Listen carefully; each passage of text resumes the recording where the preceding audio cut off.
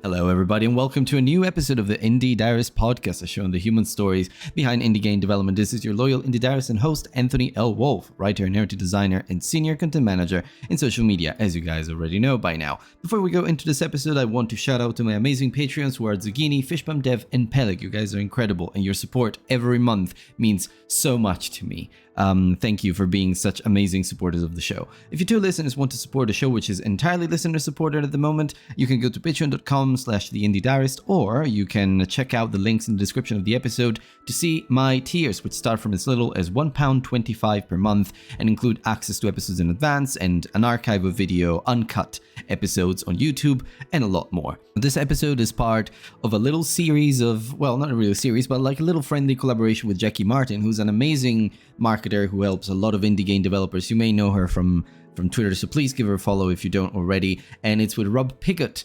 and they are an amazing developer who are working on a Cowboy Bebop inspired game, but I won't spoil it for you, so let's get into it.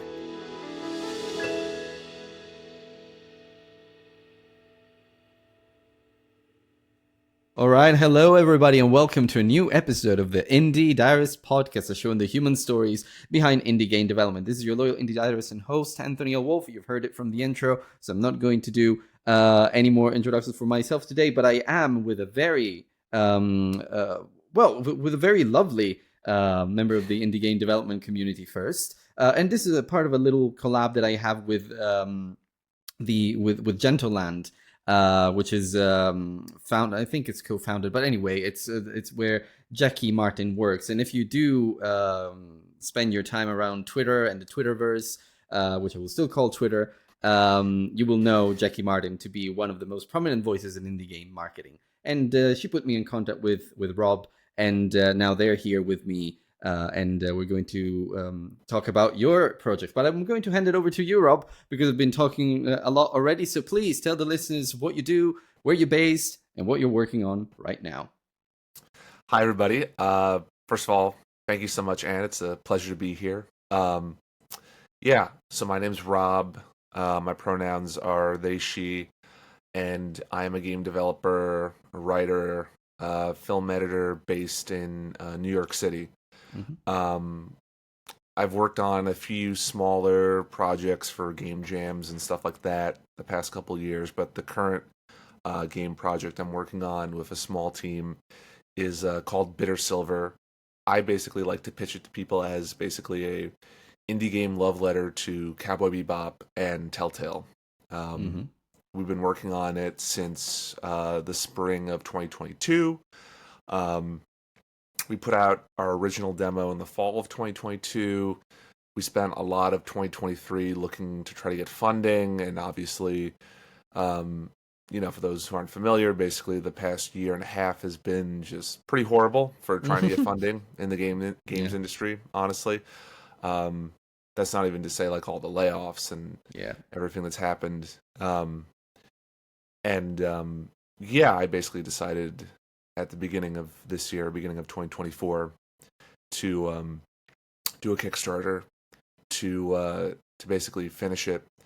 So we are doing a Kickstarter September 3rd to raise $15,000 to finish the game at the same quality as the demo that we have, and that we're going to be putting out again a different version, a better version, publicly when the Kickstarter launches. So that's a little bit about me. Yeah, and actually already as you pitched it as a blend between Cowboy Bebop and a love letter to Telltale, I mean, it's already super interesting to me because of a lot of reasons. And Cowboy Bebop first, but also I played a lot of Telltale games back in the day when they were much bigger, Wolf Among Us and The Walking Dead Season 1, Even the Game of Yeah, Thrones game, which wasn't that great, but but the it was other ones were okay. pretty. It was okay. Yeah, yeah, Yeah, it was. yeah. I mean, my favorite ones are Tales from the Borderlands, which is probably the biggest influence on Bitter Silver and Nice. Wolf Among Us. That is one that I have to play. So Yeah. Tales from the Borderlands, because I hadn't played Borderlands before it came Mm. out, so yeah, I missed out on that one. It's the best Borderlands game in my opinion. Oh, Honestly, really? Okay, perfect. having Okay. I played the first two Borderlands, um, and I'm not big into shooters to be honest. Mm. But so Tales from the Borderlands really appealed to me because it was story driven, it was character driven, it was choice Mm-hmm. driven. I'd already Right. played Walking Dead, I'd played Wolf Among Us, I'd played. I think Game of Thrones was out before Tales of the Borderlands. I'm not sure, but I actually played a bunch of Telltale games before that. I'd played their Back to the Future game. I'd played all their Sam and Max games, um, which I think those have actually all been remastered at this point by a studio that was founded by some of the former Telltale people Mm-hmm. that worked on the original games. Um, and I had played, I think I even played their Jurassic Park game. I might have played. That was like probably the worst Telltale game, and I think Mm. even they admitted it. But yeah, and then Walking Dead came out and they blew up. Yeah. And now they're trying to relaunch with Wolf Among Yep. Us 2. They Mm-hmm. put out a game based on the show The Expanse last year. Mm-hmm. Yeah. Um, yeah, Remember so that. they may be coming back. We'll see. There's Mm-hmm. been a lot of hubbub about the status of Wolf Among Us 2. I know a lot of people got laid off last year, so Yeah, of we'll see course. what happens. Yeah, and here's hoping that that they come back with a bang, because it like the Telltale era was pretty interesting, and it just It was. it started a whole set of games that were just very narrative again. So the adventure genre kind of was resurrected from them. From there, we got Life is Strange around that time, if I remember Oh, right. I love Life is Strange. That's Uh, amazing, those amazing game. Yeah. I played the first game I think my senior year of college because it came Hmm. out 2015, and yeah, I fell in love with all those games. And I actually think each one gets stronger than the next. So I'm Mm. really interested to see what the newest one is like. That's actually going to return to the original Yeah, protagonist of the original game, Max Caulfield. yeah, I love I'm really Max. interested Yeah. to see how that all turns out. Hmm. I really, really hope it's good. I'm really I interested. actually, Yeah. I actually originally wrote as a spec pilot because I loved the first Life is Strange. I wrote a spec pilot like TV adaptation of Life is All Strange. right, nice. Yeah, yeah, because you work Um, in film as well, don't you? Yeah. I do, yeah. And I think I had heard that there was a TV show that was in development. I don't know what the status of it is at this point, but I think as mostly just like a chance to just kind of do a little adaptation, like fun stuff. I just wrote a pilot and a show bible on how I would Mm-hmm. adapt Life is Strange as a show. And this was back in Beautiful. 2018, 2019. So this is Mm-hmm. before obviously we had The Last of Us, we had Fallout, we Mm. had Castlevania and Arcane and all these great um, video game, adaptations. So um, yeah, before we had Cyberpunk, I'm just trying to think of all the good ones that I've seen. So Yeah, yeah, there's been. it's been a Yeah. lot. We had a lot of good ones the past few years, Mm. so I hope that trend continues. Yeah, As there's been a someone that real loves film and resurgence TV. of there's been a real resurgence of TV adaptation of video game adaptations on TV, and they finally, it seems they finally figure out a formula, or they finally hired the right people, because that Yeah, was I don't think you can do a formula yeah, for success. I think it's really just they had the right people exactly, who yeah. understood the games, who played the games, Hmm. that understood like what is the core of what works of each of these games, of Fallout, of Last Hmm. of Us, of Castlevania, Arcane, um, which is I guess would be League of Legends, and Hmm. they really I think just made really interesting stories with really interesting Yeah, characters, and that's always the key to passive entertainment is you exactly, yeah. need to have stories and characters that keep the audience going. Whereas with a game, I think um, I think what unlocked it for me as a game designer was thinking about verbs, like what type of verbs do you want the Hmm. player to be doing, and Oh, that's an once you nail interesting down those concept. Yeah. verbs, then it kind of allows you to kind of unlock how you want to tell a story Hmm. in our game. Like for Bitter Silver, I think our one of our main verbs is bounty hunting, right? Because you're playing a bounty hunter. Mm. So, thinking about like all the different variations of what does it mean to be a bounty hunter and what can you do as a bounty hunter in our game. Um, So, talking, shooting, negotiating, charming, all these different Mm-hmm.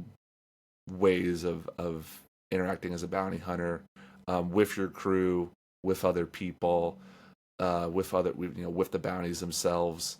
So I think for every type of game, I think, and you see it in games that really are successful. I think they really nail the verbs that the player character is doing, whether it's a first person shooter or a point and click adventure game. Mm-hmm. Yeah, no, I think it's a really interesting concept to think about game design in that term, in that sense, so like verbs and actions and the kind of concepts that, and then themes and whatever that you want the player to focus on. So yeah, but before I forget, I want to say that you mentioned that your Kickstarter is going to launch in September. We're recording this in July, but by the time the episode comes out, the Kickstarter campaign will already be out and very much alive. So, listeners, if you are listening to this one, you will find a link in the show notes to the Kickstarter page, and you will be able to go and check out Bitter Silver, because I am sure I will back it just based on the conversations that we're having today. And if you like adventure, like narrative adventures and visual novels, I believe it is, then you should absolutely give it a try and check it out. Let's get into the episode now, and I see that we've spoken for 10 minutes about narrative games. That is amazing. It's going to be a very lovely episode. Just one of my favorites, I'm sure. And so I always like to open these episodes with a little icebreaker after the introductions. And if you've listened to my past episode, you'll know which one this is going to be. If you could be any game's character for a day, who would you be and why? That's such a good question because there's so many games that I love, but I Mm-hmm. wouldn't want to be characters in those worlds because they're terrifying. Like I think of like Ellie from The Last of Us or Oh Geralt wow, from The yeah. Witcher, and I'm like, no, they live in like hellscapes. I probably would Mm-hmm. not want to be those Yeah. characters. So probably, honestly, I probably would want to be Raz from Psychonauts and Oh, Psychonauts okay. 2. Yeah. I Mm-hmm. think it's just those are two of my favorite games. I love Double Fine games. But I Double Fine especially is love, genius, yeah, yeah. Chef's Kiss. Yeah. But I met Tim Schafer and I Oh, went on a really? tour Oh, of Double wow. Fine in 2023 when I was at GDC, and Nice. everyone Wow, there yeah. was really lovely. Um, Mm-hmm. but yeah, I probably would be Raz from Psychonauts Mm-hmm. 2. I think, um, yeah, I think there's something about Raz as a character that I really admire Mm-hmm. a lot, and I think it would just be really cool to have psychic powers. Yeah, it would definitely um, be. Yeah, yeah, absolutely. so and also he's a kid, so I would get to be Mm-hmm. a kid again, and I would get to kind of um Mm-hmm. I mean, get to do cool things as a kid, which I as a kid myself, when I was a kid, I didn't really get to do a lot of cool things. Well, psychic So powers are going to help with that, I'm sure. yeah, exactly. So yeah, that's probably my answer. Okay. Mm-hmm. Because when I thought about this question, I'm like, there's a lot of characters I love, but I'm just like, I don't know if I would want to be like Master Chief from Halo and Yeah, just be no, it's living in a basic, basically my own personal hell. yeah, and just 'Cause basically a state of constant war, yeah, which is not ideal. no. But yeah, well, I guess I think my answer changes with every episode, but this is based on hmm what we said at the beginning of the episode. Maybe I wouldn't mind being Max for a day, Mm. rewinding time and such. That is always one of the things that I wished I could have, and yeah, I think it would be really cool to be her for a day. Also, I mean, she's just a lovely person, very caring, very sweet. So But yeah. which day though? Because Max, obviously, if it's Yeah. because it's like there's the day that there's certain days that are certainly better than others for Max in Life is Yeah, that Strange. is So true. Yeah, towards the end it doesn't go so well. So maybe not even the end, even the like halfway through, like when yeah, she halfway has to through even. like Yeah, yeah. That, put. I mean, this is I guess the spoilers for people that haven't played Life is big Strange, spoilers. So yeah, but halfway jump through, about 15 seconds ahead. Yeah. yeah, I mean halfway through the game, you have to like basically euthanize Chloe. Yeah. So Wow. Yeah, that's not great either. I don't think I want to be trapped in that That was day. heart wrenching. My So God, I remember yeah, that. I forced my sisters to play through the game, and I think she's still recovering. yeah. No, um, it was a big moment. yeah, For that series for sure. That yeah, I mean, the end of episode 2 is kind of also yeah. pretty traumatic for Max too when Hmm. you have to try and save Kate. Um, Yeah, I yeah, remember that too. Yeah, yeah. it's There's a lot of intense moments in that game. yeah. I should. I admittedly haven't played the ones after the first Life is Strange. So I have to play Oh, before the really? storm, and yeah, I Okay. have to recover. I love Life is Strange so much, but then Hmm. I never really recovered the others. So I'll have to catch up. Yeah, I'd highly Maybe. recommend them. I think True Colors actually, which is the latest one, Mm-hmm. is um is probably my favorite. So, Perfect. Okay, um, definitely check it but yeah, out. and hopefully, fingers crossed, they do well with Double Exposure, which Mm-hmm. is the I guess gonna be the first official Life is Strange sequel that we Yeah, get. exactly. Yeah. Because Before the Storm was a prequel. It was a So prequel, yeah, and True Colors is just a spin-off, I think. yeah, and 2 was Yeah. set in the same universe, but it doesn't Hmm. follow the same characters. It follows Yeah. different characters. Um, right. Well, then I think but I don't know if you've answered this question necessarily because I don't think the Telltale games are necessarily from our childhood. I would say it's a bit later than that. But when Hmm. you think about your early years, what is your first memory that has to do with video games, or the Playing the fondest? N64 Uh with huh. my brother and my dad was definitely that was my first game console because I was born in Okay. '93, so I was a little bit too young to have played a SNES or a Sega, although I did Okay. play those eventually. And I had friends that had PlayStation. I had family members that had PlayStation, but we got an N64. I remember I also got a Game Boy Color too to play Pokemon. Mm, Because I played every Pokemon game from I think Red and Blue to Emerald in 2005, and then I stopped Pokemon until X and Y, mm-hmm. and I haven't played another one since then. But yeah, no, I played a lot of N64 games, a lot of Donkey Kong 64, GoldenEye, Mm-hmm. 007, Paper Mario, Yeah. Mario Kart 64. Yeah, and, N64 was my first console, and that's how I kind of fell in love with games. Was that and Pokemon on the Game Boy. Okay. Yeah. And well, I mean, the N64 had some narrative games. That era had some narrative games, but would you say the games you were playing back then are having an influence on what you're doing now? I think Paper Mario is. Yeah. I think the first two Paper Marios, definitely were. Um, I think those were the first. I mean, honestly, I'll be real. Those are my favorite Mario games. Are the first two Paper Mario's, like even more Mm-hmm. than like the 3D Mario's. Um, yeah, I really loved the cast of characters in both of those games. I thought they were really memorable, and I Mm-hmm. think it kind of shaped how I kind of enjoy stories and like telling stories, and that's having a really colorful cast of memorable characters that kind of help propel the narrative. Um, so I ended up playing a lot of the games I ended up playing after the N64, like early Xbox and GameCube era and PlayStation 2, were like RPGs because those Mm-hmm. were like the most story driven games. I also played a lot of point and click adventures, like for Mm-hmm. kids, like Pajama Sam and Spy Mm-hmm. Fox and Freddy Fish. And no, but when I was like 11, 12, 13, I was playing Knights of the Old Republic.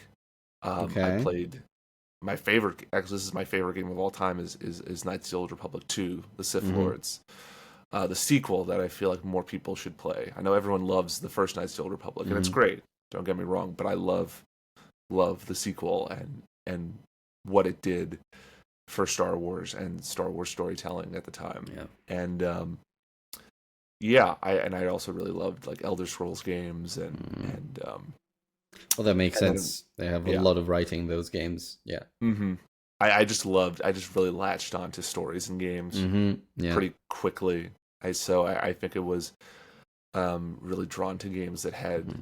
that had stories and that had voice acting and stuff like that. So Yeah. yeah, I mean even the original Halo and Halo 2 I played and I was probably more interested in the story and the world than the actual shooting. Mm-hmm. I had a lot of fun with the shooting and doing LAN parties and Xbox Live. But yeah, no, I really I thought the world and the characters were really the coolest part of those games. So Yeah, I did. I can relate because I'm a polyhedric writer. Well, yeah, but a gamer myself. Because I play basically any kind of game. I'm Hmm. not too picky. I like playing anything from shooters to adventure games. But the story ones, the Hmm. story games are the story heavy games are the ones that capture me the most. I still remember. I was still a kid, but I still remember my uncle playing Metal Gear Solid. And at some point, I started understanding it more, and then now every time I replay it, I find something else that is interesting about that series, about the way it handles all the story and such. But then To the Moon came, and all the Telltale games came, and I was like, Mm, there can actually be some amazing stories in games, and yeah. so I find myself seeking those more and more these days. Um, so yeah, like Outer Wilds, I mean, the way Mm, it tells a story mhm. indirectly is just, I think it's brilliant. But yeah, and when was the moment you realized that you wanted to make the games instead of playing them? Like, was there some sort of aha moment? And Yeah, and I and think there also, kind of was. just to add to that, Hmm. how does that relate to your film career? Like, is there Hmm. some sort of connection to your film career somehow? I mean, I mean, my two loves are film and TV and games for sure. Hmm. Like, I definitely kind of grew up like enjoying both very much side by side. And so I did editing when I was younger, when I was like 15, Hmm. as a way to kind of find a creative outlet after my father's death and just trying to figure out what I was going to do with my life. Even though I was 15, and it's not really something I should have needed to worry about when I was 15, Yeah, but well, of course. um, it was really much just like kind of a creative outlet for me to just kind of take all these disparate parts and pieces of things and make them together into a new whole, almost kind of like basically a metaphor for how I wanted my life to be um, at the time. And so I found a really big catharsis in editing, and I think also I was playing more games too. I was playing. So this was 2008. So this is around the time Grand Theft Auto 4 come out. Mass Effect was the trilogy was Hmm. starting to come out, and I loved the Mass Effect trilogy. Dragon Age, all these other Telltale was starting. I think I was playing the Sam and Max games and Back to the Future game and all that. Like early Telltale, I was playing those. Um, and I still was only just consuming games. I wasn't making them, but I was learning more about the making of them too, which I found fascinating. And then when I got to college, I went to NYU for film and TV. Um, I studied, there for 4 years, but I also took some game center classes there, junior and senior year, and started learning more about games and met a lot of cool indie devs that have gone on to have really successful careers, Hmm. including like Nina Freeman. Oh well, Um, I've interviewed yeah. Nina Freeman. She was episode 1 of the show. Oh wow, that's awesome. Yeah, That's great. Yeah, Nina's wonderful. yeah. No, Um, she's wonderful. I mean, I played Sybil. Yeah, her first one of her first, like, I think it's her most successful game or most famous yeah, game. Um, and yeah, and I wanted to have her as the first guest of the show, and I made it. So that was back in January last year. that's Yeah, awesome. yeah. No, I Yeah, know her. Nina's amazing. Hmm. But yeah, I didn't really seriously consider making games until um, the beginning of the COVID lockdown Hmm. in 2020. Basically, I was just inside. I was playing a lot of games. I wasn't working, and I just wanted to. I don't know. I just wanted to just go for it finally and make a game. Hmm. So I ended up taking a games writing class. I ended up doing some game jams. I made a game with a small team called Portrait of a Texas Family, which was a Hmm. visual novel that I made with my team during a game jam. It's about you playing as the parent of a trans child and kind of raising her with your partner and kind of reliving all these different memories of raising her in a gender affirming household. Um, and it was basically a way for me and my co-writer who lives in Texas to kind of humanize, um, families, um, who have trans children at a time where, unfortunately, still is very fraught for these families, Of course. and making sure their kids are getting the proper healthcare they need. Mm. So that was a really important game for us, and it was a really personal game, and we made it in like 30 days, and we worked hard on it, and it came out at a small release. It was our first game, so people played it, but not a lot of people. And then a few months later, we started getting some press, and so myself and some team members did interviews with I think it was the Houston Chronicle, Them Magazine, CBS News, and yeah, and I think those were the main three, and eventually I got in contact with this woman who was one of the inspirations for Portrait of a Texas Family. Her name's Amber Briggle. She's the mother of a trans child who lives in Texas. She had seen the game in the Them Magazine interview that I did, and so I saw that she had saw it, and I reached out to her on Twitter. We had a great conversation, and eventually she and her husband went on MSNBC about a month later, and they talked about the game. Oh, that's nice. And that was very, very surreal, and I still can't believe that happened. But yeah, that was really incredible. Yeah, I mean, well, you kind of answered one of my later questions, which is going to be, what's been your favorite project so far? I don't know if Portrait of a Texas Family was your favorite project, but it was definitely the one that left most of an impact on you. Yeah, it definitely did. I mean, so far it's been my favorite project that I've finished. Okay, perfect. We're still in the process of finishing Bitter Silver, so I can't really say that yet. But yeah, I mean, Portrait of a Texas Family was certainly the most fulfilling game, most fulfilling project that I've worked on, just for the impact of it, and to see people responding to it the way we wanted them to respond to it, and yeah, that was really nice. So people want to play that game, by the way, it's free. It's on itch.io. Itch, yeah. Yeah. I'll put links in the description, of course. Yeah. But that was kind of our calling card game, to kind of show people what type of games that we want to make, which are games that have characters and have the people making these characters, making these games actually reflect the real diversity of our world. And have people focused as the leads that you don't normally see in games. So yeah. Well, I do have a series that I'm hoping will have launched by the time this episode comes out, which is for my YouTube channel. I've been planning it for a while. It's called Blank Pages. And the idea is that I do a one-off stream, or not stream, a one-off video where I play one of my guests' games.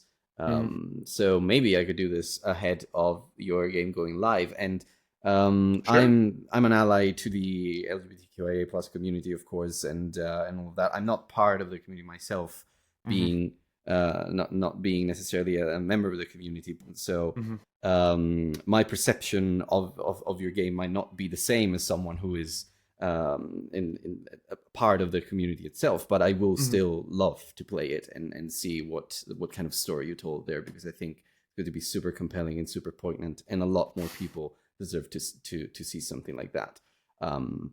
So I will do my best to bring it on Blank Pages, and I will let you know when that happens. So yeah, absolutely. Yeah, I mean, it's a pretty short game. And I think for Bitter Silver, I consciously wanted to make something that was very different tonally from Portrait. I wanted to make something that was very much inspired by media that I love, which is Cowboy Bebop, Star Wars, Mass Effect, Telltale. And it was mostly because I just wasn't seeing that type of stuff. Oh, there you go. Okay. I wasn't seeing. I apologize if you can hear that. Yeah, no, it's fine. Yeah, I'll just. I don't know if you can edit this out. Oh, there we go. Okay, go on. No, if you want to edit that out, you can. Yeah, I can probably edit that a little bit. Yeah, it's fine. Yeah. But yeah, I mean, so Bitter Silver was something that I created consciously Mm. as a way to do something totally different from Portrait, but still center queer, non-binary characters. Lucia Lopez, who's the main character of Bitter Silver. She is a bisexual Afro-Latina woman. Her partner in crime and love, as I like to say, Zap Matters. They are a non-binary, Mm-hmm. pansexual, half human, half alien. Mm-hmm. Um, and then our third character, our third lead, is Hobbs, who is a talking robot cat with the consciousness of his human creator, and he Mm-hmm. is, Ace Arrow. That's basically asexual, aromantic. Mm-hmm. Um, uh, so yeah, it's or sorry, Arrow Ace is actually I think the correct pronunciation, correct terminology. Yeah, but I yeah, I really was inspired by a lot of media, but I still wanted to have like my own twist, my own spin on it. Mm-hmm. I didn't want to do something that was just a pastiche. I wanted Yeah, to kind of of course. bring people in terms of um, the aesthetics and our influences, but also like once you get into the world and the story and the Mm. characters, then you kind of realize that we're not just doing a riff on Yeah. on Okay. on all those things. We are trying to do our own thing and build our Mm-hmm. own world and characters too. So that was really important, and I think also working with the team has been great too. Like I really wanted to hire a really diverse team, so you know, most of the team are women Mm-hmm. and Okay. people of color, um, and I'd say half of them are queer um, or uh, gender nonconforming, um, and I think I can say this now since this podcast is not going to be up till September, but Mm-hmm. by the time this podcast comes out, we will have been announced to have be in the Game Developers of Color Expo, um, Ooh, nice. which Okay. is September 18th to the 21st. Yeah. Okay. I know it's after this episode will come out after that. I think. Yeah. Okay, Slightly after. okay, so then it will already have happened, but Yeah. yeah, we got accepted into that, and it's a really great organization. It's a really great expo. I attended it a couple times now, and I'm a big fan of their work and the Mm-hmm. games that they uplift and the developers that they uplift and the talks that they have. It's really, really great. I'm really honored that our team and I and Bitter Silver is a part of it. It feels really validating, to be honest. And I, you know, what's nice is also, and this is maybe a little selfishly, but it also is like pretty much halfway through the Kickstarter. So, similar to this True. podcast coming out, it will hopefully give us a little bit of a boost in Exactly. Yeah. terms of backers and all that, in terms of achieving our goal. Mm-hmm. Um, so yeah, I'm really excited um, to be a part of that, be part of that event. Yeah. It's a really amazing event. It sounds like it's going to be a really great opportunity for you, and hopefully, yeah, it does give you a little bit of a boost. Because Bitter Silver already sounds super interesting, and I feel like without necessarily having, well, of course, you're working with Jackie and Gentleland, so you have a little bit of marketing help. But I know that for indies, it's always a little bit tough. So hopefully, you'll reach your niche a little bit better there, and yeah, and in the coming months, things will um, you'll have quite a bit of interest. And actually, you do already have quite some followers to the Kickstarter campaign, which is encouraging. So who Yeah, knows? Hopefully, it will go better. It will go great, and fingers crossed. fingers crossed. Yeah, Yeah, we've been doing all different types of outreach. yeah, So, mhm, we're reaching out to streamers now and YouTubers, and we've been doing paid ads on mhm, Facebook and Instagram and social media posts and all that. So, Any way that we can get the word out to people that we think would be our target audience, people that would be interested in playing it, Exactly. Mhm. that's been really important to us. So, um, you know, so far, I think I've at the time of this recording, obviously, the Kickstarter will already be live, but currently, as of July 13th, when we're recording this, we have 520 people following the Yeah. Kickstarter, which is really nice. And Yeah. um, yeah, Hopefully it goes well. Yeah. the logic that I've heard from people is you just really want to build up that following as much as possible, because Mm. ideally, within the first 48 hours of your campaign launching, which are the most important other than the last 48 hours of your Mm. campaign, you want to hopefully have about a third of the people, roughly, I think a Yeah. quarter to a third of the people following your campaign, hopefully backing you from that, follower count. Mm-hmm. So to kind of have good momentum in the first couple days.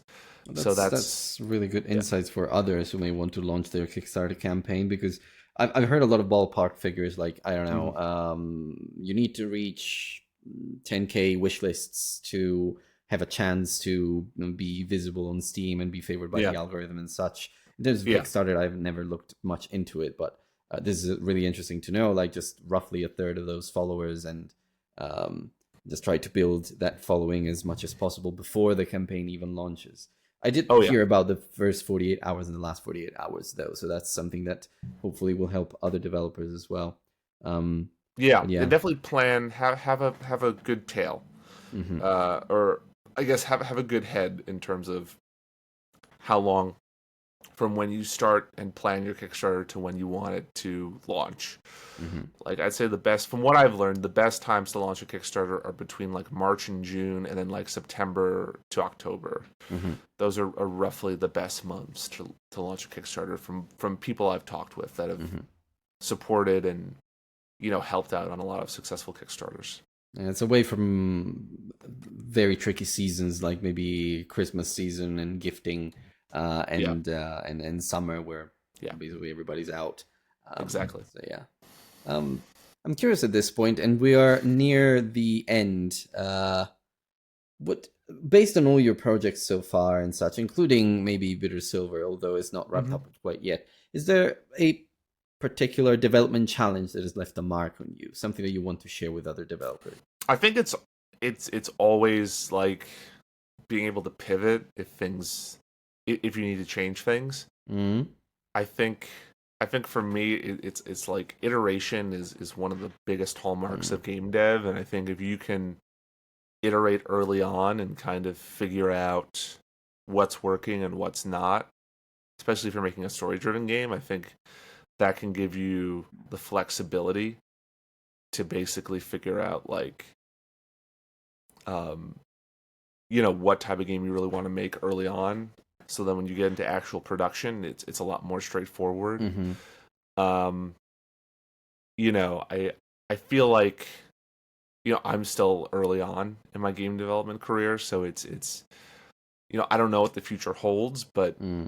and if I never make another game after Bitter Silver, you know what, that's okay. Like this is the game that I really want to make, and Mm-hmm. I really want to make something that I'm proud of, that our team is proud of. Yeah. But I think at the end of the day, be flexible enough to pivot when you need to pivot on certain things, especially early on in the development Mm-hmm. of your game, because it really should just always be best idea wins at the end of the day. And I think if someone comes up with a great idea that's better than your initial idea, that kind of helps with the vision of what type of game you and your team are making, or if you're a solo dev, like what you're making, and someone outside of your purview like comments on makes a really insightful comment, like sit with it, think about it, and be willing to Yeah. incorporate that feedback. You don't have Mm-hmm. to incorporate every bit of feedback that people give you, obviously, and I believe me, I not every piece of feedback I've gotten I've incorporated. A lot I have, but not every Mm-hmm. single one. Um, but it's always good to be open Yeah. to outside ideas and outside influence Mm. when you're working on a project, especially early on.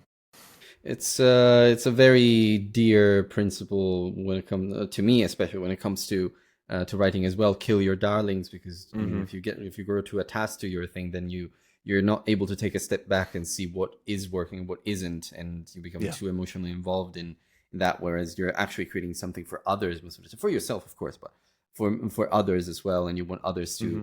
experience it too. So that's really important. Um, Absolutely.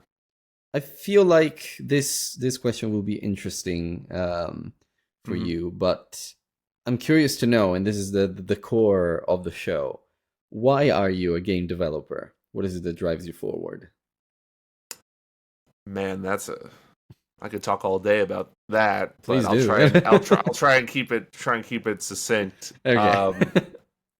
I mean, I think games are the most important and the most expressive creative medium ever made, in my Mm. opinion. I know that that may sound pretentious as hell, but I really do believe that. Oh, I I'm with think you there. So. I think they are going to be the most important artistic medium of this century for sure. Mm. Um, and I think they allow a level of immersion that no other form of art really does Mm. allow, in my opinion. And I think they're also the hardest, in my opinion, I think the hardest form of art to create. Um, Yeah. and there's so many moving parts that go into making a game, especially, when you try to make a good game. Hmm. Um, and so I think for me, I think it's partially because I really wanted to express myself Yeah. The creative through outlet, as you mentioned. Yeah. the creative outlet, yeah, of expressing myself through immersing someone in a world Hmm. and, you know, telling a story through these characters and through these game mechanics. Um, and having people hopefully be able to experience the feelings of playing Bitter Silver the same way that I felt, in different ways, playing games like Tales from the Borderlands and The Wolf Among Us Hmm. and those types of story driven, choice driven games. Because that was really important to us in Bitter Silver, is having a lot of choice and consequence that reacts. The story reacts to your decisions.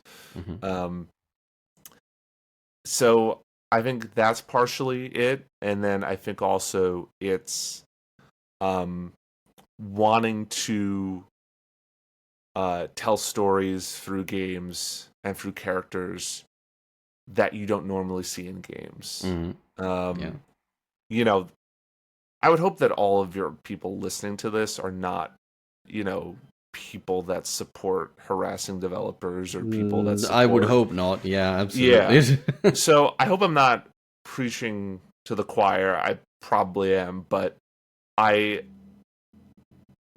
when you're a marginalized game dev, and I don't look like a marginalized game dev, but I'm trans, non-binary. I'm pansexual. Um, and there's a lot of devs that I know, friends that I know that have been harassed, that have had Mhm. death threats and rape threats sent against them.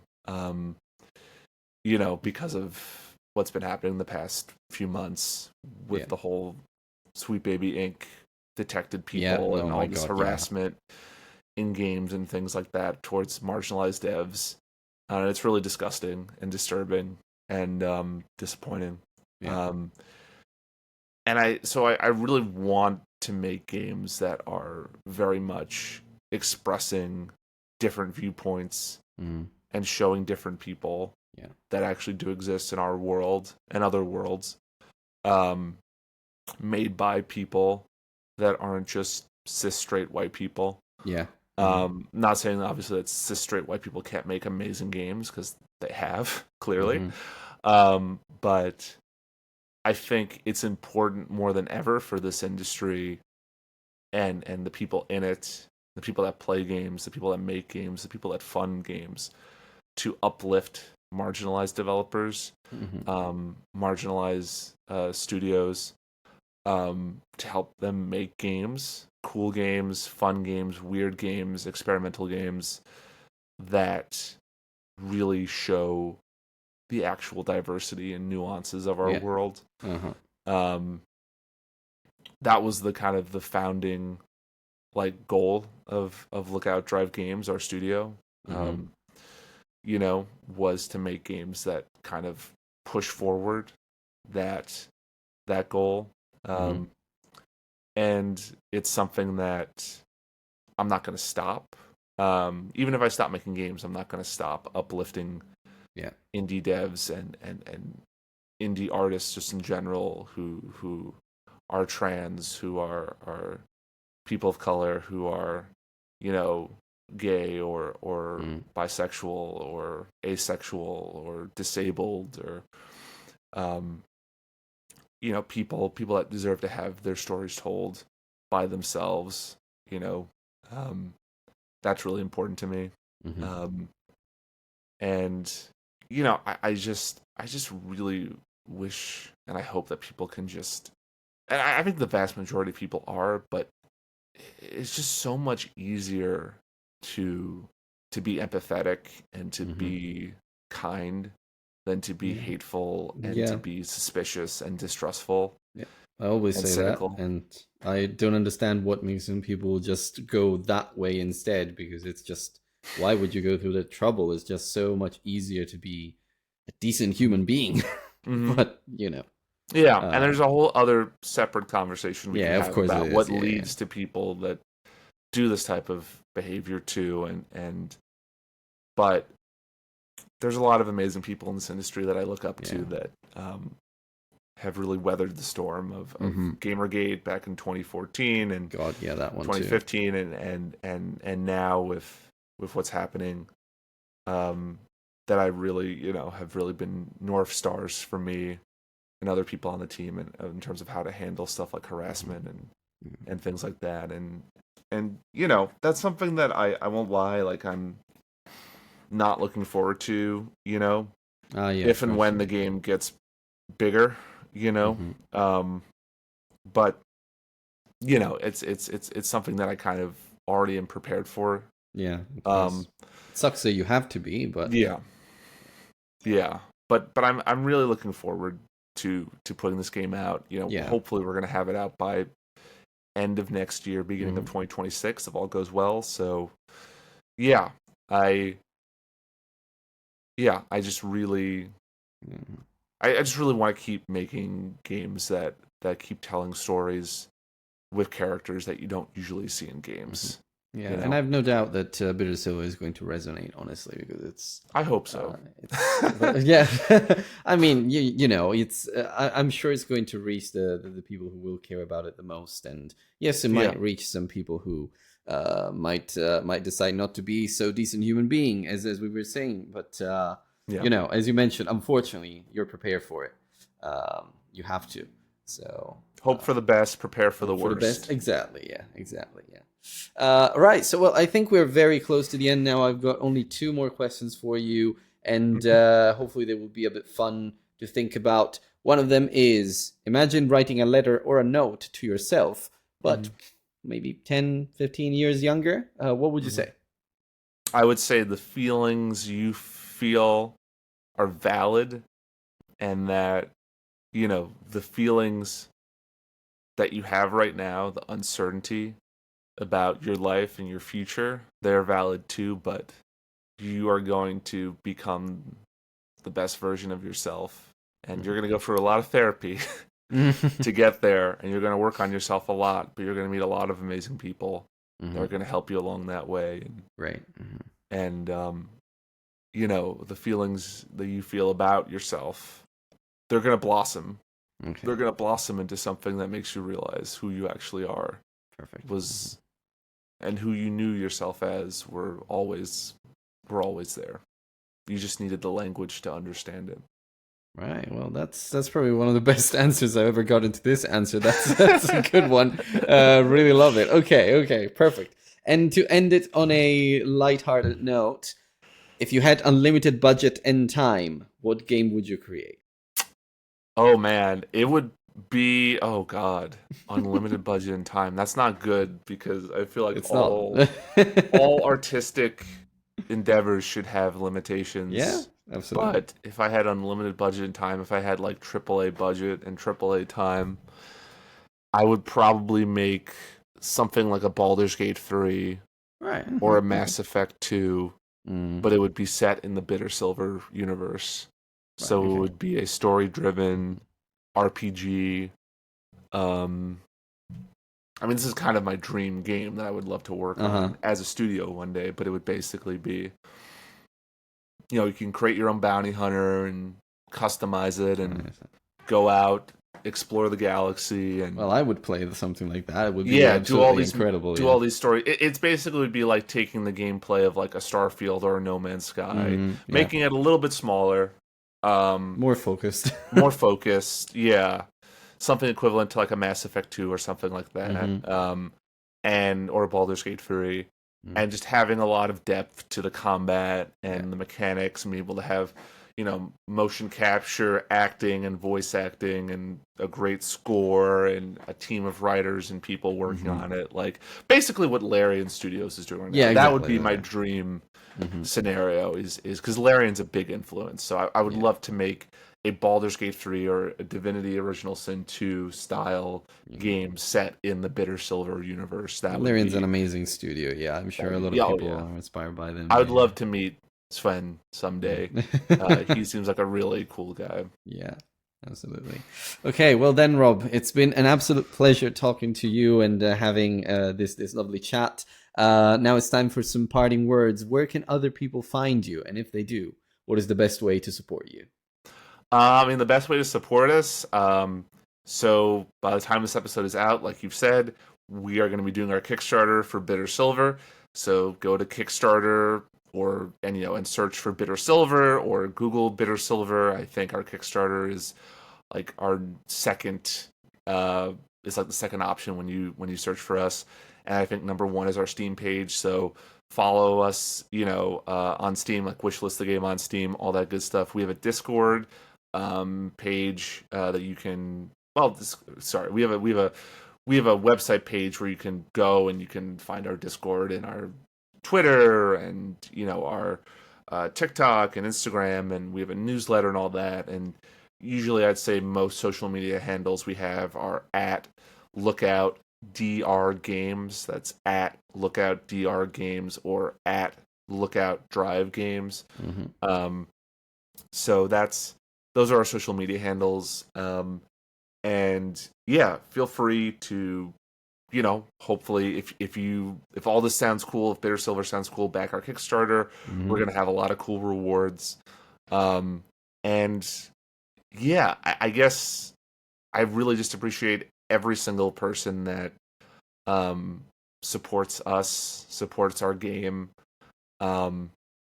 It's really amazing to have as much support that we have, even though we're just starting out. And it doesn't seem like a lot compared to a lot of other, bigger, games and devs. I mean, any support that we've gotten, people I've talked to that have played the demo and have enjoyed the demo and the game and want to support us and want to play the full game. It's been really amazing to see.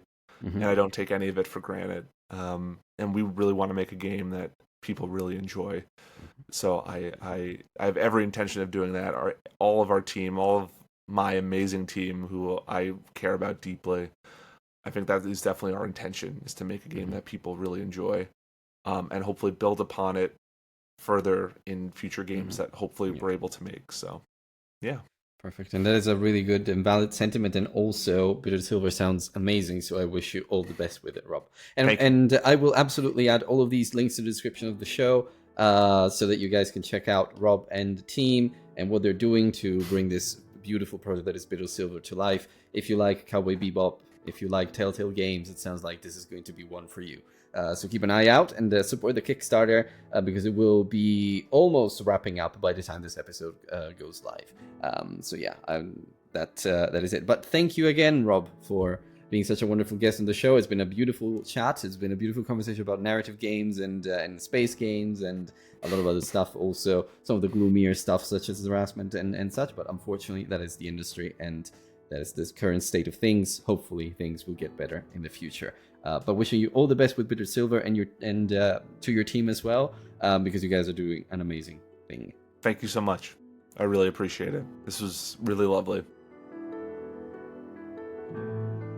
And that, my friends, is a wrap on another episode of the Indie Diaries podcast, Indie Diary number 53 with Rob Pigott. Thank you so much, Rob, for being an amazing guest to have on the show. It's been a lovely chat with you, and it's always nice to connect with a fellow writer or someone who appreciates narrative, if anything. So, yeah, I can't wait to play your game, honestly. So, if you guys enjoyed the episode, please subscribe to the show or leave a rating, 5 stars, whatever you want to leave. That always helps the gods of the algorithm. But also, check out the links in the description to find all the places where you can find me, such as Patreon, such as Threads, Twitter, and such, and Rob themselves. And please go and support their game, because it's I have no doubt that it's going to be such mind-blowing, especially if you like the genre, and especially if you like the kind of inspirations that we all talked about during this episode. So yeah, please join the Discord server and connect directly with me if you want. But if you're an indie game developer yourself, please get in touch, because just like Rob, I would love to hear your story and just present it to my amazing listeners. I'll speak to you next time.